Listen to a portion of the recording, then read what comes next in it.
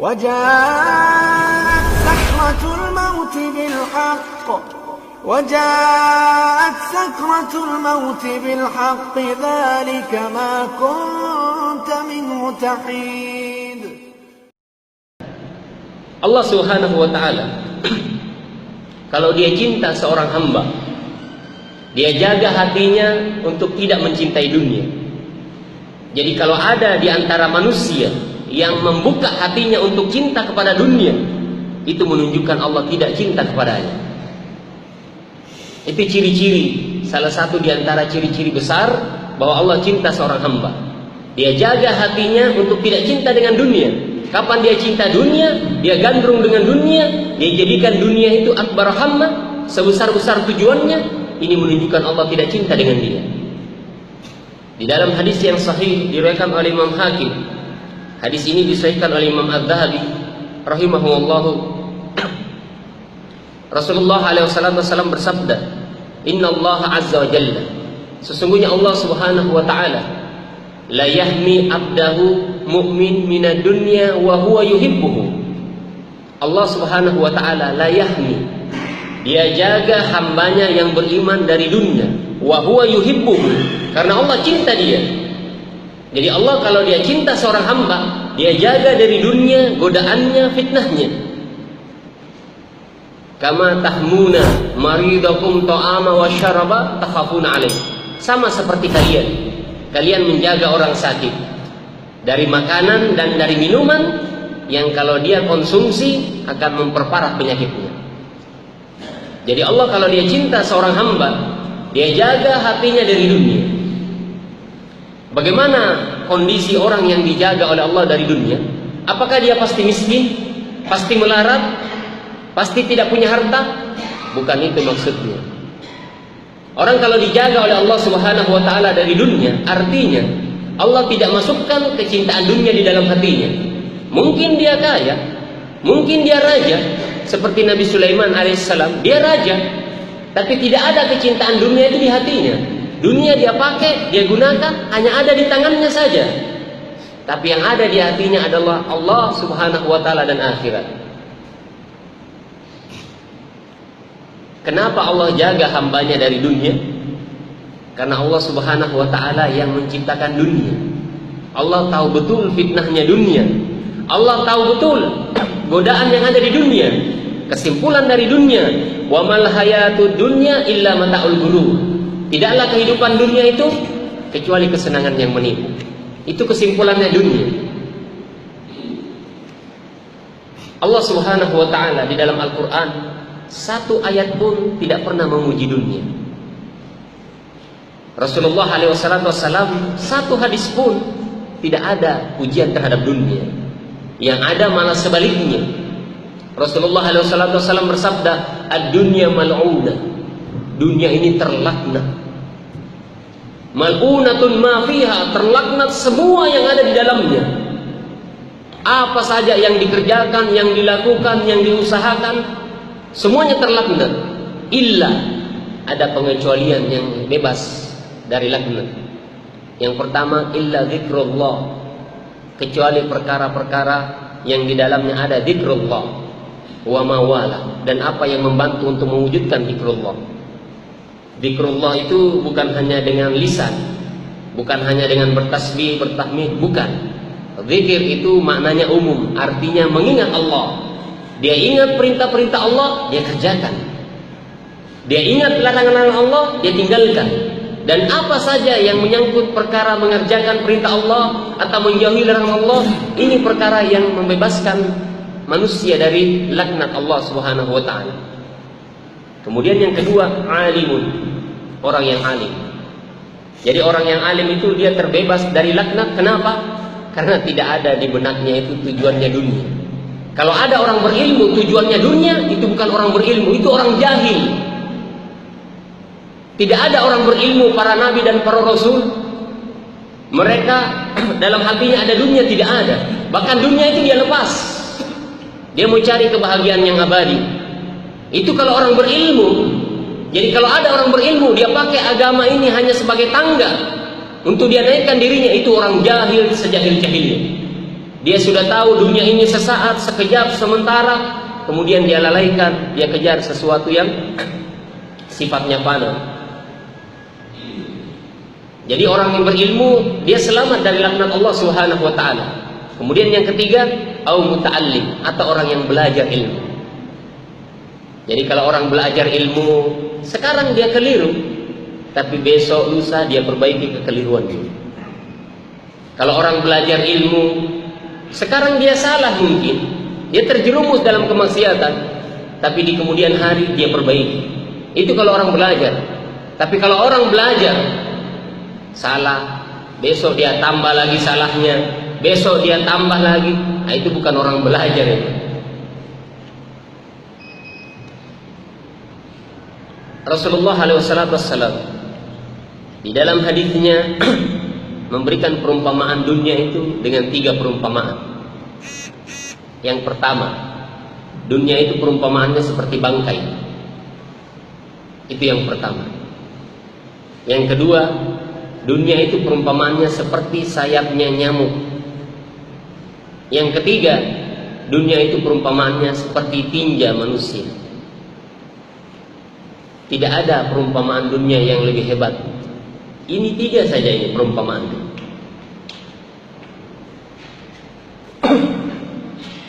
Di Sahih Muslim, ketika Rasulullah SAW berjalan bersama para sahabat, di tengah jalan Rasulullah menjumpai seonggok bangkai anak kambing yang cacat. Rasulullah di tengah jalan ketemu dengan bangkai anak kambing yang cacat. Kemudian Rasulullah berhenti, sahabat pun berhenti. Ini cara mendidiknya Rasulullah SAW. Beliau seorang guru, seorang pengajar yang paling mulia. Dia didik murid-muridnya sahabat menjadi khairun nas, sebaik-baik manusia.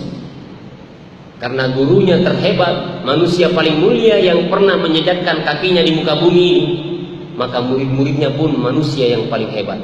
Kuntum khairu ummah ukhrijat linnas. Kalian adalah sebaik-baik umat yang pernah Allah keluarkan di muka bumi ini.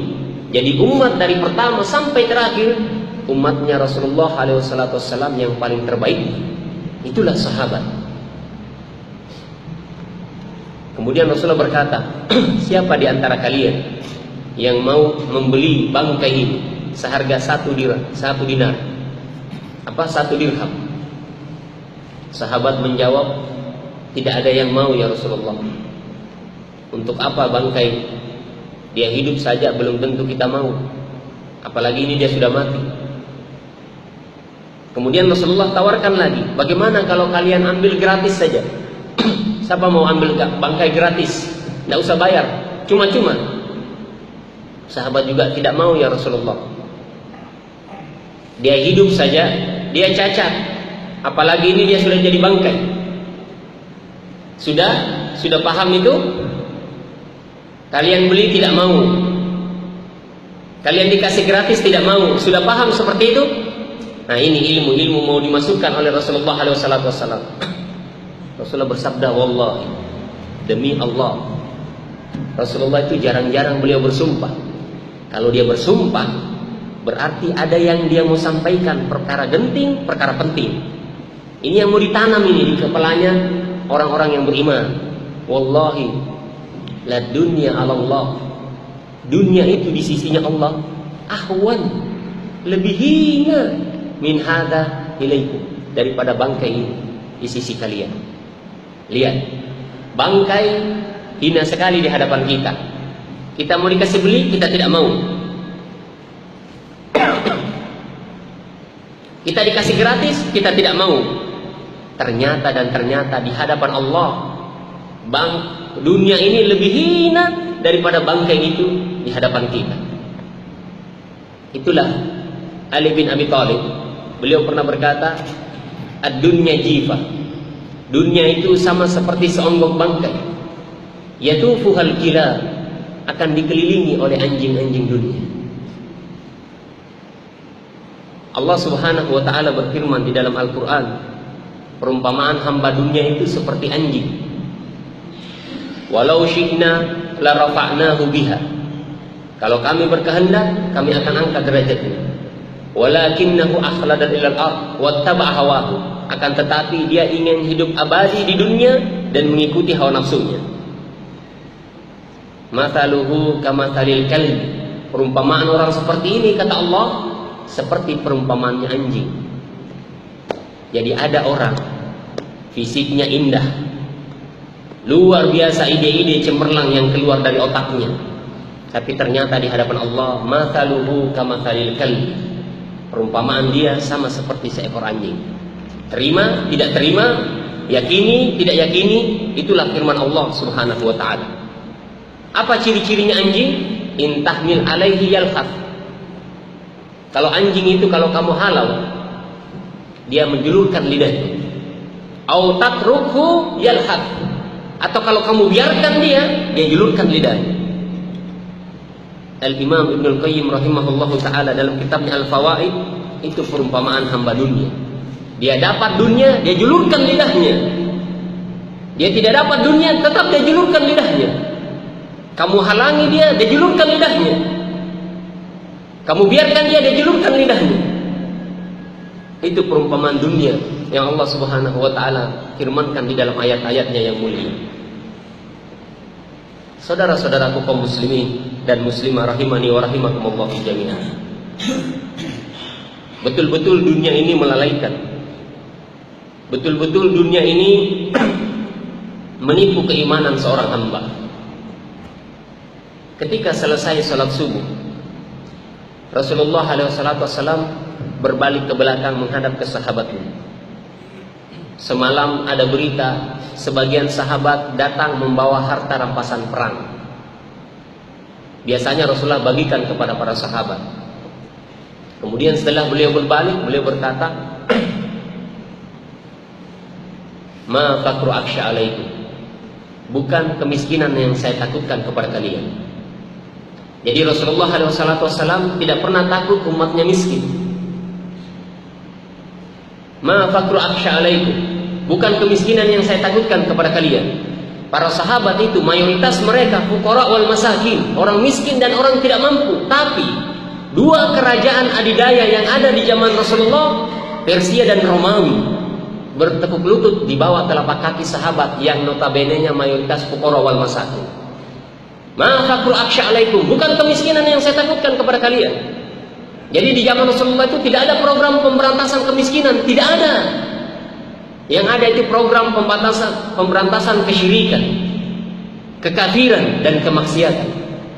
Umat-umat sebelum kita itu diazab bukan karena miskin mereka, bukan karena pendapatan per kapitanya rendah, bukan karena hidup di bawah taraf, di bawah garis kemiskinan, bukan. Mereka diazab oleh Allah Subhanahu wa ta'ala itu karena menentang Allah dan Rasulnya. Kondisi apapun, di zaman apapun, dimanapun Anda hidup, kalau Anda menentang Allah dan Rasulnya, nasib Anda sama seperti umat-umat sebelum Rasulullah SAW. Karena dosa itu yang mengundang datangnya azab. Dosa dan kemaksiatan, kerusakan yang di muka bumi yang dilakukan oleh manusia, itu yang menyebabkan azab turun. Zaharal fasadu fil barri wal bahr. Telah nampak kerusakan di lautan dan di daratan. Bima kasabat aidikum, disebabkan ulahnya kalian. Rusak dunia ini disebabkan karena kemaksiatan. Jadi Rasulullah SAW tidak pernah takut umatnya miskin. Apa yang Rasulullah takutkan? Walakin aksya. Akan tetapi yang saya takutkan, ini yang Rasulullah takutkan. Antubusata alaikumud dunya, dibukakan, dihamparkan kesenangan dunia kepada kalian, kama busitat ala man kana qablakum, sebagaimana yang telah dibukakan oleh umat-umat sebelum kita. Jadi dunia ini sudah terhampar oleh umat-umat sebelum kita. Ini yang Rasulullah takutkan ternyata, bukan miskin, tapi yang Rasulullah takutkan dibuka, dihamparkan kesenangan-kesenangan dunia. Kalau dunia itu sudah terbuka, ada lanjutannya lagi. Fatanafasuha kama tanafasuha. Maka kalian akan berlomba-lomba mengejar dunia, sama seperti umat-umat terdahulu berlomba-lomba mengejar dunia. Itu lanjutannya kalau dunia ini Allah buka. Itu yang Rasulullah takutkan. Kalian pasti akan berlomba-lomba sama seperti umat terdahulu berlomba-lomba. Ya jelas, kalau orang berlomba itu pasti ingin juara, pasti ingin unggul, pasti ingin terdepan. Ada yang kaya, namanya orang berlomba, dia lebih kaya lagi. Ada yang jabatannya tinggi, namanya orang berlomba, dia lebih tinggi lagi ingin jabatannya. Dan umumnya orang yang berlomba itu jarang orang yang fair. Rata-rata itu lebih banyak yang curang. Kemudian apa akhir dari perlombaan terhadap dunia? Wa tuhlikukum kama ahlakatkum. Dunia itu membinasakan kalian sama seperti umat-umat terdahulu binasa gara-gara dunia. Itu finishnya kalau kita berlomba terhadap dunia. Nanti saya insaf kalau saya sudah punya ini. Ya, itu akal-akalan Anda. Anda kira syaitan itu tidur? Anda kira syaitan itu lengah? Tidak. Anda tidur, syaitan tidak pernah tidur. Anda lengah, lalai, syaitan tidak pernah lalai. Kenapa syaitan tidak pernah lalai? Karena syaitan dan seluruh bala tentaranya cuma satu visi dan misinya. Syaitan itu tidak bercabang, dia punya pikiran. Tidak seperti kita. Terlalu banyak kita punya mimpi-mimpi, ambisi-ambisi, cita-cita, angan-angan terlalu banyak. Kalau syaitan cuma satu ambisinya, apa? Mengeluarkan Anda dari keimanan. Anda berdosa kecil, tidak sampai di dosa kecil, dia goda kepada dosa besar. Sudah larut sampai dosa besar, tidak sampai di sini. Syaitan itu ingin supaya Anda keluar dari Islam. Kalau dia sudah keluar, kalau Anda sudah keluar dari Islam, sudah menjadi seperti mereka. Hanya kalian syaitan dari kalangan manusia, mereka syaitan dari kalangan jin. Syaitan itu tahu diri dia kekal abadi dalam jahannam. Bagaimana dia mencari teman sebanyak-banyaknya untuk menemani dia di azab dalam jahannam. Dia tidak putus asa. Anda bertaubat, dia goda lagi dari 0. 1, 2, 3, 1000, 2000, 1 juta. Anda bertobat lagi, bersih lagi, dia tidak putus asa, dia goda lagi. 1, 2, 3. Anda bertobat, dia goda lagi. Tapi Anda yang berputus asa dari rahmat Allah Subhanahu wa taala, kalah manusia dibandingkan semangatnya syaitan. Syaitan tidak pernah putus asa dalam menyesatkan manusia, tapi kita yang putus asa. Perbaiki diri jatuh, kayaknya tidak punya bakat saya jadi orang baik. Iya, putus asa dia. Rahmatnya Allah seluas langit dan bumi, dia berputus asa.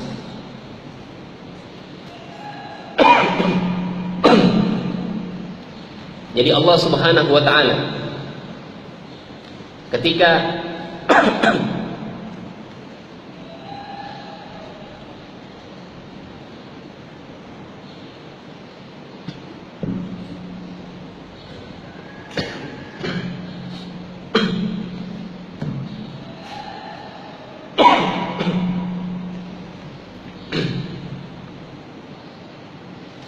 Allah Subhanahu wa taala ketika dia menjelaskan tentang dunia, tentang godaan dunia,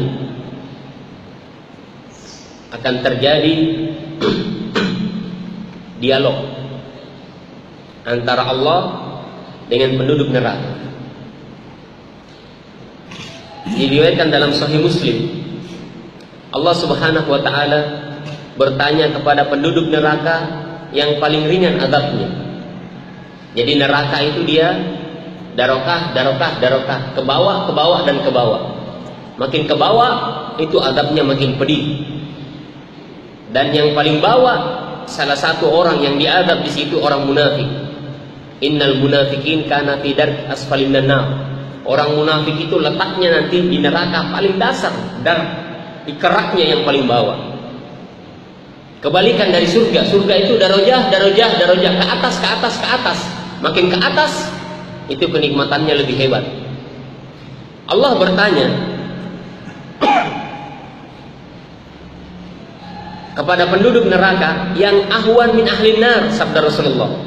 Penduduk neraka yang paling ringan azabnya. Begini pertanyaannya Allah. Lau kanat laka dunya wa mithluha ma'aha akunta muftadiyan biha. Kalau kamu memiliki dunia dan seluruh isinya, kalau kamu memiliki dunia dan seluruh isinya, wa mithluha ma'aha, 2 kali lipat.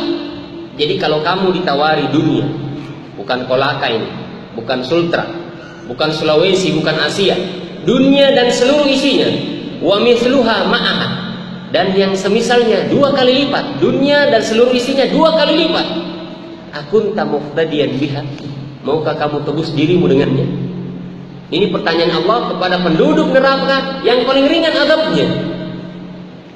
Yang Rasulullah sebutkan, orang yang paling ringan diazab di neraka itu dipakaikan semacam terompah alas kaki, belum masuk kakinya di terompah itu mendidih otaknya. Ini azab yang paling ringan yang ada di neraka. Padahal orang yang diazab dengan azab yang paling ringan, dia merasa sudah dia azabnya yang paling berat. Justru dia paling ringan, tapi dia rasakan sudah dia yang paling berat azabnya.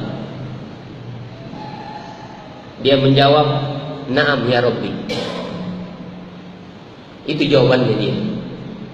Kalau kamu memiliki dunia dan seluruh isinya 2 kali lipat, maukah kamu tebus dirimu dengannya? Dunia yang seluruhnya dan 2 kali lipat itu diambil, yang penting kamu selamat, maukah kamu tebus dirimu dengannya? Dia bilang, "Na'am, iya." Lihat ya, ini orang mau diazab dengan azab yang paling ringan, bukan paling berat. Ditawarkan, kalau kamu memiliki dunia dan seluruh isinya, kamu mau tebus dirimu dengannya? Dia bilang, iya. Biarlah diambil dunia dan seluruh isinya, yang penting dia selamat dari azab. Kemudian Allah Subhanahu wa taala berfirman, "Qad aradtu minka ahwana min hadza." Saya dulu di dunia menghendaki yang lebih ringan daripada ini. Wa anta fi sulbil Adam. Dan ketika itu kamu masih berada di tulang sulbi Adam. Jadi semua manusia yang mau lahir itu Allah tanya, "Alastu bi rabbikum?" Apakah saya ini Rabb kalian yang mencipta kalian, mengatur kalian, yang hanya berhak diibadahi? Semua orang yang lahir menjawab, qalu bala syahidna. Mereka menjawab, iya ya Allah, kami persaksikan ini. Ini perjanjian yang Allah inginkan dari manusia. Kemudian Allah berfirman, Allah tusyrik.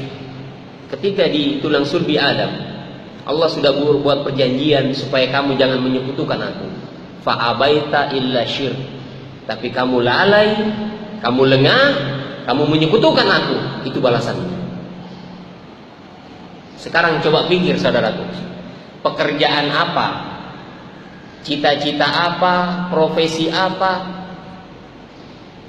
yang kalau kita kerjakan itu pekerjaan, kalau kita tekuni, kita dapat dunia dan seluruh isinya. Kira-kira pekerjaan apa itu? Kalau kita tekuni itu profesi, kita dapat dunia dan seluruh isinya. Bukan Indonesia, bukan Asia, seluruh isinya dunia. Perempuannya semua, hartanya semua, kemewahannya semua. Kira-kira apa itu? Profesi apa itu? Tidak ada. Kita saja bekerja pergi pagi, pulang hampir pagi. Pergi pagi, berpagi-pagi tidak pulang. Kita tidak dapat satu kolaka, tidak. Tapi kalau Anda punya dunia dan seluruh isinya 2 kali lipat, Anda mau tebus diri Anda, biarlah pergi, yang penting saya selamat.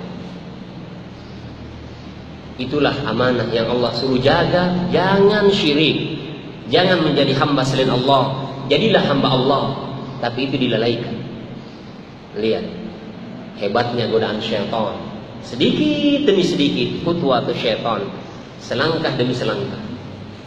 Jadi hati-hati saudara. Anda miliki apa di dunia? Miliki jabatan? Allah bisa Anda sogok dengan jabatan Anda. Anda miliki harta, keluarga, Allah bisa Anda sogok dengan harta Anda? Tidak ada. Allah tidak butuh semua itu, dan Allah Maha Kaya. Al-yawma la yanfa'u mal wala banun. Pada hari itu nanti tidak bermanfaat seluruh harta dan seluruh keturunan. Harta Anda sebanyak apapun tidak bisa Anda sogok Allah. Ya Allah, jangan azab saya, hartaku berhektar-hektar, tabunganku miliaran di bank. Bisa Anda sogok Allah? Tidak bisa. Jadi kalau ada otak itu di pikiran kita, itu pikiran yang salah. Wala banun, dan tidak bermanfaat anak-anak Anda. Anak Anda kalau sekolahkan sukses, jadi orang semua. Itu istilah kita. Jadi orang. Jadi kalau anaknya tidak kaya, tidak disebut jadi orang. Tidak tahu, tidak jadi orang dia mungkin. Begitu istilah yang tersebar. Anak kita yang kita banggakan, yang kita sombongkan di dunia, tidak bermanfaat. Apalagi cuma karyawan, apalagi cuma tetangga, apalagi cuma gurunya kita, muridnya kita, penggemarnya kita. Anak kita saja, kalau kita kesulitan, orang yang paling mungkin kita panggil dan paling mungkin membantu kita, anak kita. Tapi di hadapan Allah, la yanfa' mal wala banun, tidak bermanfaat hartamu dan semua keturunanmu. Apa yang bermanfaat? Illa man atallah, kecuali orang yang datang menghadap Allah di qalbin salim, dengan hati yang bersih. Bersih dari kesyirikan, bersih dari kekafiran, bersih dari kemunafikan. Itu yang bermanfaat. Silahkan Anda kejar apa yang Anda kejar. Anda bangga dipuji, disanjung, dikatakan begini dan begitu, silahkan saja. Tapi itu tidak bermanfaat di hadapan Allah Subhanahu wa ta'ala. Jadi seseorang ketika dia berambisi terhadap dunia, ini daya rusak yang paling hebat terhadap agama. Rasulullah SAW memberikan perumpamaan bagaimana ambisi dunia, ambisi harta, ambisi jabatan itu bisa menghancurkan agama seorang hamba. Rasulullah beri perumpamaan, madibani jai'an, tidaklah ada 2 ekor serigala yang lapar. Ini serigala ini, dia lapar. Ursila fil ghanam, dilepas di kumpulan kambing-kambing. Serigala lapar dilepas kepada kambing-kambing. Serigala itu dia tidak lapar saja, kalau dia lihat kambing dia santap. Apalagi dia lapar ini. Kita bisa bayangkan, pasti kumpulan kambing-kambing ini kacau balau, dicabik, dibantai, semua itu kondisinya. Biafsadalaha. Tapi kondisi seperti ini ada lagi yang lebih merusak. Min hirsil mar'i lil mal wa syaraf. Lebih berbahaya lagi ambisi seorang hamba untuk mendapatkan harta dan mendapatkan jabatan, lidinihi, bagi agamanya. Kita bisa bayangkan, hancur pasti ini kambing, dibantai, dicabik, sudah tidak berbentuk lagi. Ternyata orang yang ambisi terhadap harta, ambisi terhadap jabatan, itu lebih rusak lagi agamanya daripada serigala lapar ini dia bantai kambing-kambing. Orang-orang terdahulu yang menentang para nabi dan para rasul itu mayoritas pembesar-pembesar. Qarun, Fir'aun, Namrus, Abu Jahal, Abu Lahab. Kenapa? Karena tujuan hidup mereka bukan untuk Allah Subhanahu wa ta'ala. Jadi ketika seseorang punya ambisi, punya keinginan, punya tujuan, punya cita-cita selain Allah, pasti terjadi kesyirikan. Pasti. Allah Subhanahu wa ta'ala berfirman dalam surat Al-An'am ayat ke-162 sampai 163. Kul, katakanlah ya Muhammad kepada umatku sallallahu alaihi wasallam, inna salati, sesungguhnya salatku, wa nusuki, ibadah sembelihanku, wa mahyaya, hidupku, wa mamati, matiku, lillahi rabbil alamin la syarikalah, semata-mata untuk Allah. Nah ini Allah firmankan kepada Rasulullah untuk mengajarkan, mengatakan kepada umatku, katakan salatku, ibadahku, hidupku, kita hidup ini, dan matiku, sebabnya dia mati, hidup dan semua aktivitas yang ada di kehidupan, bangun tidur sampai tidur lagi, kemudian matinya dia gara-gara apa, karena apa, sebab apa, lillahi rabbil alamin, harus semata-mata karena Allah. La syarika lahu, tidak ada sekutu bagi Allah. Ketika tujuan hidup bukan untuk ini dan tidak seperti ini, terjadi kesyirikan. Itulah kalau pembatal-pembatal keislaman ada yang namanya kesyirikan. Dan di antara syirik itu ada syirik besar namanya asyirku fil irada wan niyah. Syirik dalam masalah tujuan dan niat dalam hidup. Jadi kita ini hamba ya. Tahu dirilah, apa itu hamba? Hamba itu budak, diatur. Budak itu kalau dia bekerja tidak dikasih upah oleh majikannya, tidak apa-apa karena dia hamba. Itu kondisinya kita. Kita ini budak, tapi alhamdulillah Allah beri kita balasan pahala.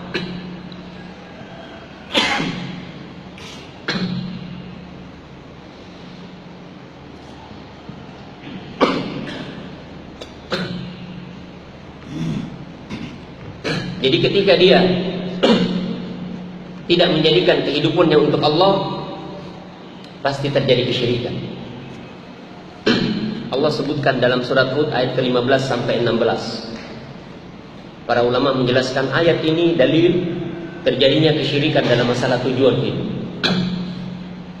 Man kana yuridul hayata dunya wa zinatah. Siapa yang tujuan hidupnya mengharapkan dunia dan perhiasannya, wanitanya, hartanya, tahtanya. Nuwaffi ilaihim a'malahum fiha wa hum fiha la yubkhasun. Kami akan beri balasannya di dunia, dan di dunia itu kami tidak rugikan dia, kata Allah. Kemudian ayat selanjutnya Allah berfirman, ulaika laisa lahum fil akhirah illa an-nar. Mereka itulah yang tidak ada balasannya di akhirat kecuali neraka. Wa habita ma sana'u fiha, akan terhapus semua yang dia kerjakan. Wa batilun ma kanu ya'malun, akan batil apa yang dia lakukan.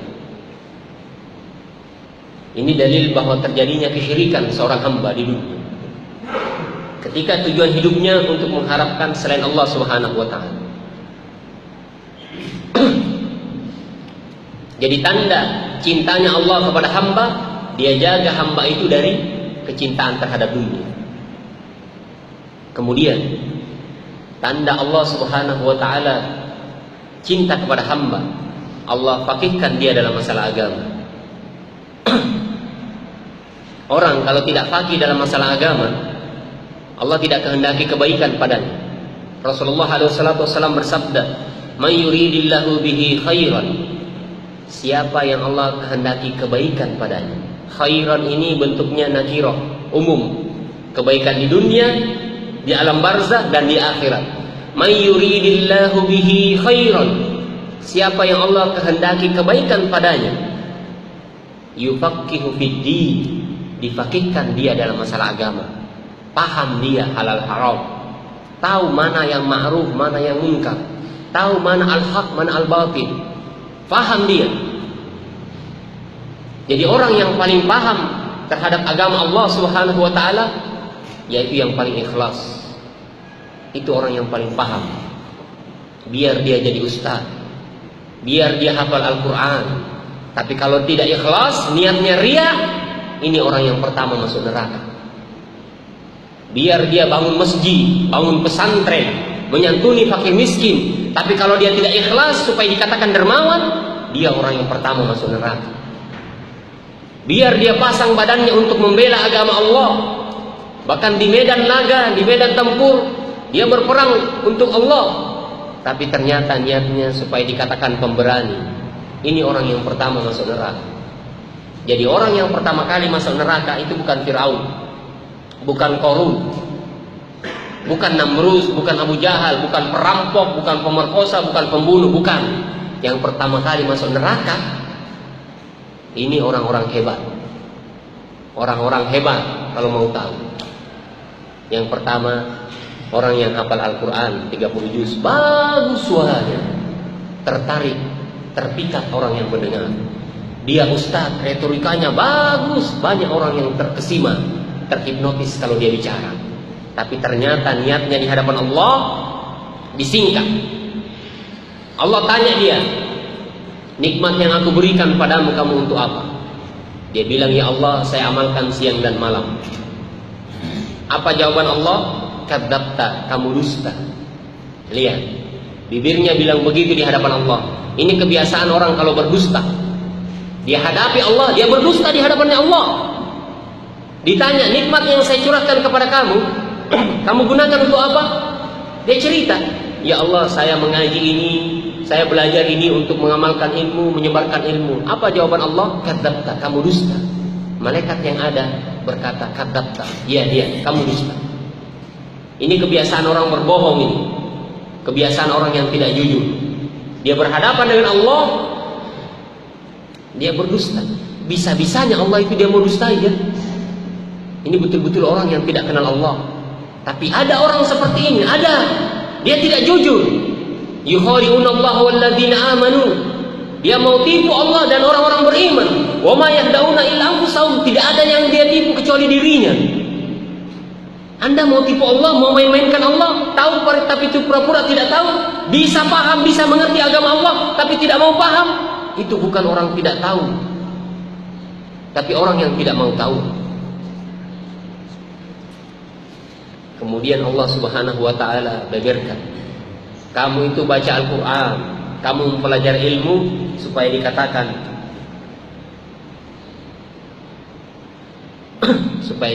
alim.